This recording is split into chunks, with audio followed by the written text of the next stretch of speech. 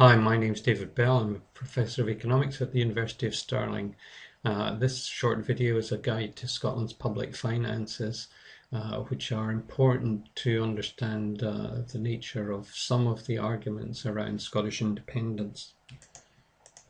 So let me start with public spending in Scotland. What I'm using are data from the Scottish Government on spending by the Scottish Government in Scotland, spending by the UK Government in Scotland, and spending on behalf of Scots by the UK Government, but not necessarily in Scotland. That would include things like spending on defence or foreign embassies, which benefit all citizens of the UK, and the argument is that they all benefit equally from that kind of spending. So here we have the fiscal years 2008-9 to 2012-13, and on the vertical axis spending measured in millions of pounds. Categories we've got are social protection, health, education and training, defence, and a catch-all for everything else. Everything else, which includes things like economic development, culture, transport, etc., it costs about 20 billion and has been largely flat over the period since 2008-9. Defence, around 3.5 billion over that period of time. Education and training, 6 to 7 billion over that period. Health, the cost of providing the NHS in Scotland is around 10 to 11 billion, increasing slightly, at least in money terms, not necessarily in real terms.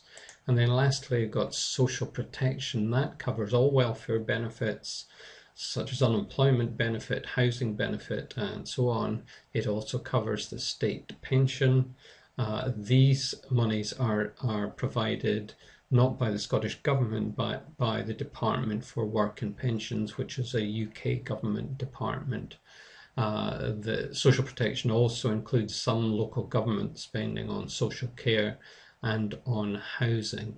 So together, public spending in Scotland accounts for a total of £65 billion in 2012-13. So let's look at tax revenues, the other side of the balance sheet. Again, measured in millions of pounds over the same period of time. And we've got a set of different major kinds of tax. So we'll start with income tax. That raises around £10 billion. National insurance, which is in fact income tax by another name, adds another 7 billion or so.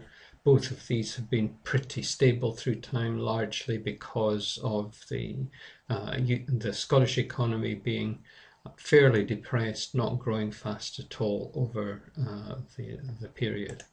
VAT, sales tax, has increased slightly, largely because the UK government in 2010 increased the rate of VAT in an attempt to close the gap between its spending and its tax revenues.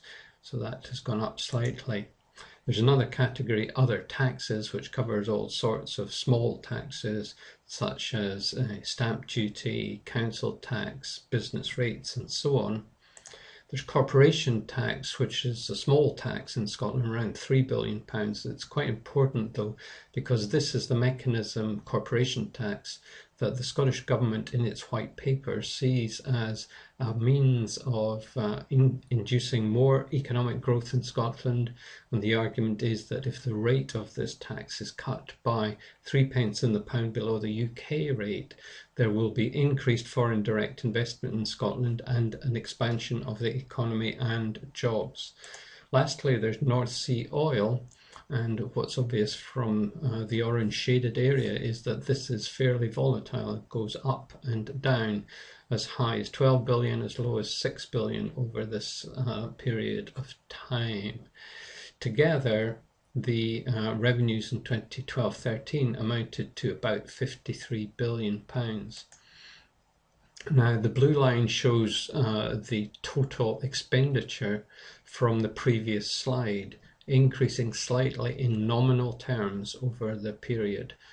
Now, it's obvious that there is a gap between spending and total revenues.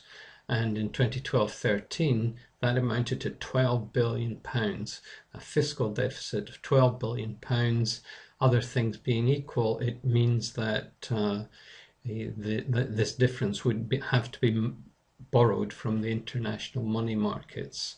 There is the option of cutting spending or increasing taxes, but as an illustration, our calculations suggest that if you increase the basic rate of income tax in Scotland by 1 pence, that would generate between 200 and 400 million pounds, depending on how taxpayers react to the increase in the tax rate. And clearly, you would need many pence increase to in any way start to close this fiscal deficit. So the next presentation will go on to discuss the implications of the fiscal deficit and what it might mean for an independent Scotland.